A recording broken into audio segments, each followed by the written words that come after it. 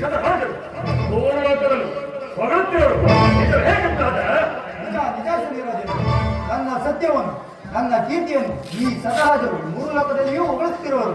ಮಹಾದೇವ, ಹಾಗಾದರೆ ನಿಮ್ಮ ಗಂಡನನ್ನು ಕೈಬಿಡದೆ ಕಾಪಾಡಬೇಕೆಂದು ಹೇಳಿಕೊಳ್ಳಬೇಕು.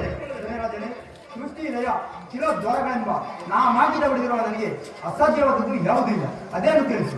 ಮಹಾದೇವ, ಹಾಗಾದರೆ ನಾನು ನಿಮ್ಮ ರಾಶಿಯಲ್ಲಿ ಮೋಸ ಮಾಡಬೇಕು. ಮೋಸದಿಂದ ಬಂದಿರಲು ದಯಮಾಡಿ ವರವನ್ನು ದಯಮಾಡಿ. ಏನೇನು ನೀನು ನನ್ನ ರಾಶಿಗೆ ಬಂದರೆ ಈ ಭಕ್ತಾದಿಗಳಿಗೆಲ್ಲ ತೊಂದರೆ ಇಲ್ಲವೇ? ನೀನೇ ಯೋಚಿಸಿ ನೋಡುತ್ತೇನೆ ರಾಜನೇ.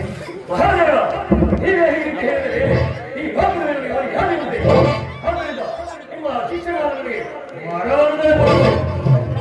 ಹಾಗಾದರೆ ನೀನು ಶಾಂತರಾಮ, ನಾನು ಸ್ವಲ್ಪ ಆಲೋಚಿಸಿ ವರವನ್ನು ಕೊಡುವೆ.